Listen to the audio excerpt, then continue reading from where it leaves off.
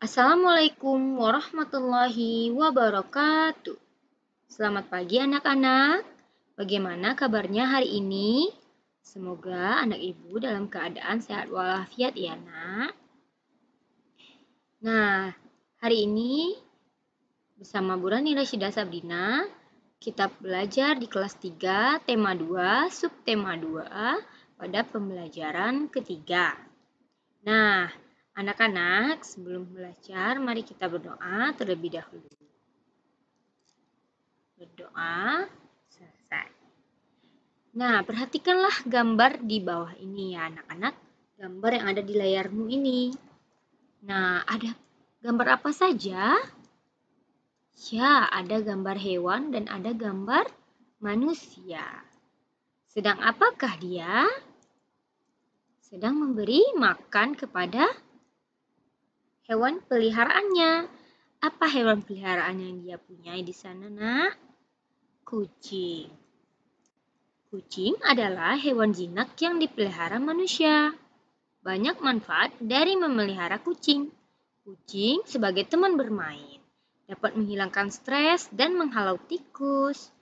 Ibu Benny suka kucing, namun tidak memelihara kucing. Kucing-kucing liar sering berkumpul di rumah Benny, sebab ibu sering memberi makan kucing-kucing yang datang ke rumah.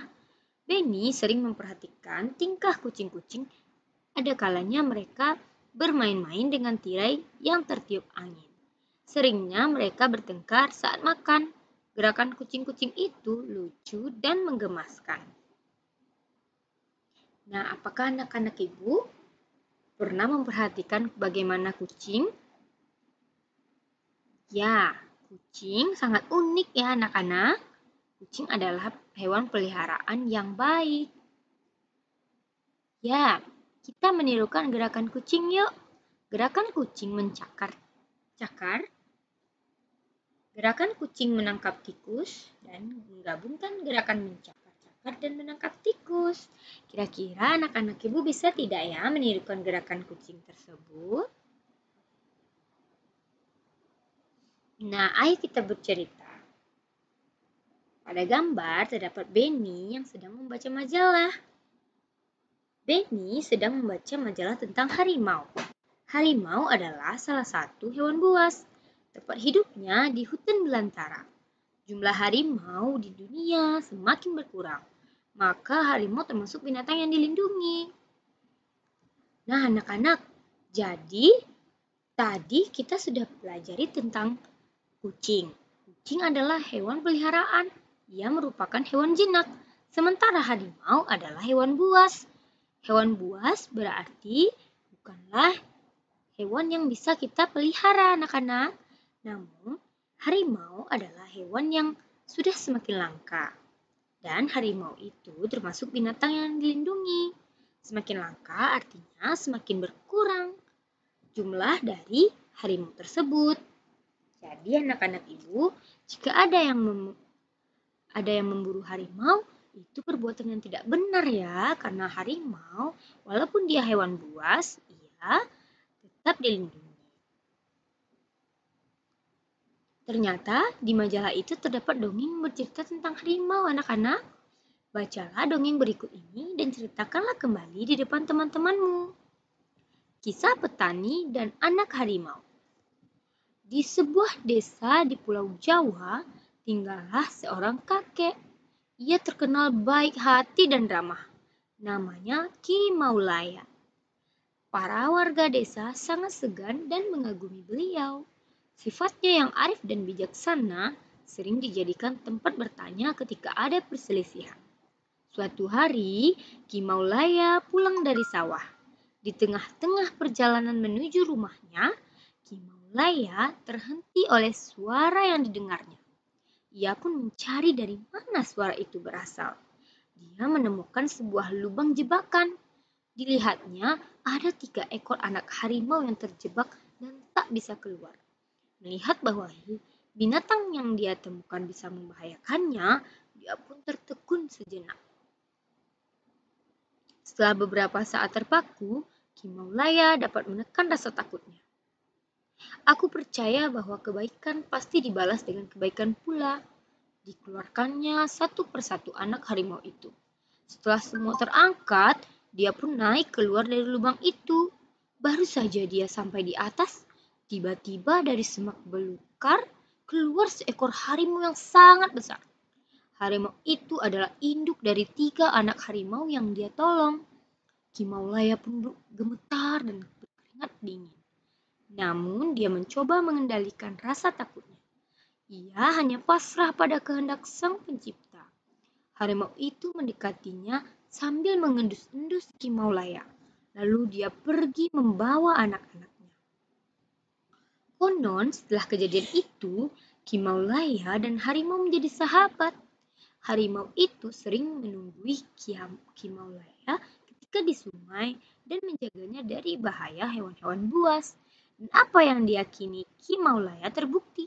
Kebaikan pasti dibalas dengan kebaikan pula. Sumber dari www.rumahDongeng.com. Nah, anak-anak, tulislah pesan yang terdapat pada dongeng kisah petani dan anak harimau. Jadi, pada kisah tadi dapat kita ambil pesan yang tersirat atau tersurat. Pesan yang tersirat artinya yang terkandung di dalam teks tetapi tidak tertulis. Namun, pesan yang tertulis artinya pesan yang terkandung di dalam teks dan tertulis. Nah, anak-anak, kira-kira kalau pesan yang tertulis ada apa di sana, Nak? Ya, salah satunya adalah kebaikan pasti dibalas dengan kebaikan pula. Itu adalah pesan yang terdapat pada dongeng. Jadi, Bapak Ki Maulana sangat menjunjung tinggi prinsip bahwa kebaikan dibalas dengan kebaikan. Terbukti dengan kejadian yang telah dialami oleh Ki Maulana tersebut. Ki Maulaya tersebut ya anak-anak. Nah, mari kita berlatih tentang perhitungan. Sore hari Benny memasukkan ayam-ayamnya ke kandang. Ia menemukan beberapa telur di dalam kandang. Ia sedang berpikir bagaimana jika telur itu ia simpan dalam beberapa tempat. Nah, jadi pada gambar ini Benny memasukkan ayam-ayamnya ke kandang. Tapi ia menemukan beberapa telur dalam kandangnya anak-anak. Kita bantu Benny menyelesaikan masalahnya yuk. Caranya dengan menyelesaikan soal-soal di bawah ini. Ayam-ayam Benny ada yang bertelur. Hari ini Benny mengumpulkan telur-telur ayam di kandang. Ia mengumpulkan 20 telur. Gambarlah telur pada kotak yang tersedia.